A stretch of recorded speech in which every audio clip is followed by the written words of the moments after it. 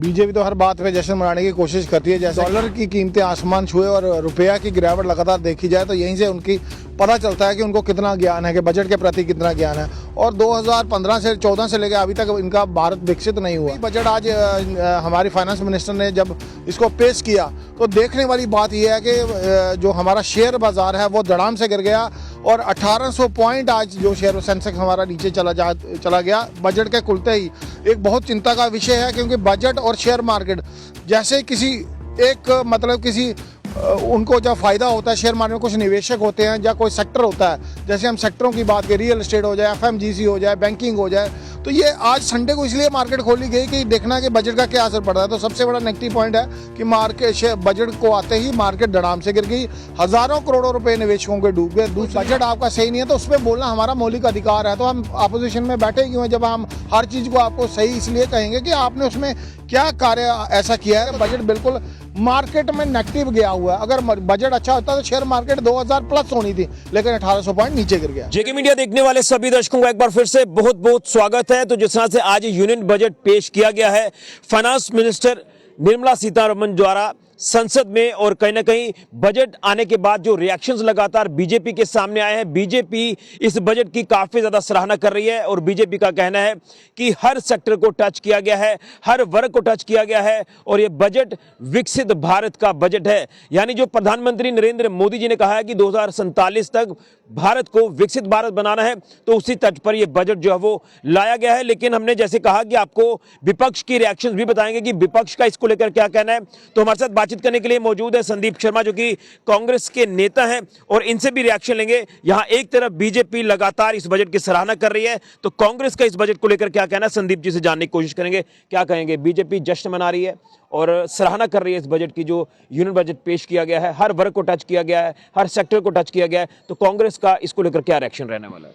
BJP तो हर बात पे जश्न मनाने की कोशिश करती है। जैसे कि मैंने आपको बताया कि अगर डॉलर की कीमतें आसमान छुए और रुपया की गिरावट लगातार देखी जाए तो यहीं से उनकी पता चलता है कि उनको कितना ज्ञान है, कि बजट के प्रति कितना ज्ञान है। और 2015 से 14 से लेकर अभी तक इनका भारत विकसित नहीं हुआ। तीसरी बात बजट पे आते हैं। जब भी बजट आज हमारी फाइनेंस मिनिस्टर ने जब इसको पेश किया तो देखने वाली बात यह है कि जो हमारा शेयर बाजार है वो धड़ाम से गिर गया और 1800 पॉइंट आज जो शेयर सेंसेक्स हमारा नीचे चला गया बजट के खुलते ही।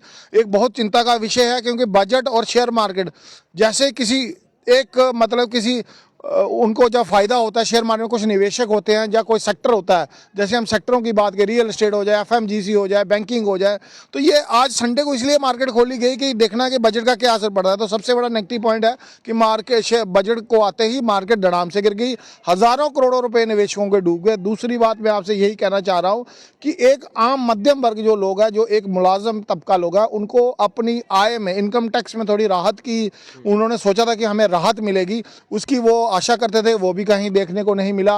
और इसके बाद तीसरी बात, मध्यम वर्ग परिवार जो तमाम जो आजकल मेडिकल फैसिलिटी से जूझ रहे हैं, दवाइयों से, ठीक है आपने जो प्रतिरोधक कुछ उसमें सस्ती की हैं, लेकिन जो आम लोगों में जीवन में आने वाली चीज़ें हैं उनको आपने कितना ही दवाइयों को सस्ता किया, एजुकेशन पे आपने क्या किया है।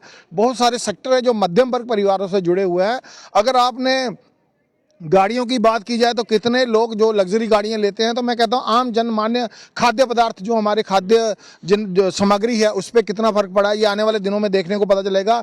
और बजट कहीं ना कहीं निराशजनक लगा है और इसका सबसे बड़ा प्रमाण यही है जो हमारी शेयर मार्केट आज धड़ाम से टूट गई, गिर पड़ी और हजारों करोड़ों रुपए निवेशकों के डूब गए। लेकिन जैसे मैंने कहा कि हर सेक्टर, जिसमें एग्रीकल्चर सेक्टर को अगर देखें, किसानों के बारे में बात की गई है, मेडिकल सेक्टर की बात की गई है, या और भी अन्य वर्ग जिसका आज जिक्र किया गया। और बीजेपी का भी ये कहना है कि कांग्रेस पार्टी को भी इसमें कहना कि देश हित में बात करनी होगी, जब कोई अच्छी चीजें पेश की जाती है तो उसमें कांग्रेस का भी समर्थन होना चाहिए। हम यही कहते हैं, हमारा यही मानना है कि हमारा समर्थन है तभी तो देश में आप सत्ता में जो आप बैठे हुए हो, तो अपोजिशन का बहुत बड़ा रोल होता है।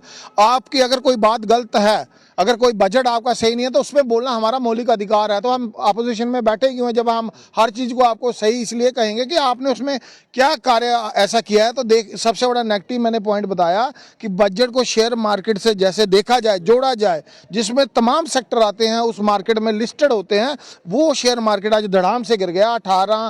100 पॉइंट नीचे गिर गया और रुपए की हालत इतनी पतली होती गई और तमाम मध्य वर्ग के लोग जो है वो अभी भी राहत की सांस नहीं महसूस कर रहे हैं। बीजेपी का कहना है कि राहत तो दी गई है, जो इनकम टैक्स की आप बात कर रहे हैं, जिन्होंने नहीं भरा है उनको भी समय दिया गया है। आपने इनकम टैक्स का रिटर्न भरने का समय दिया गया है।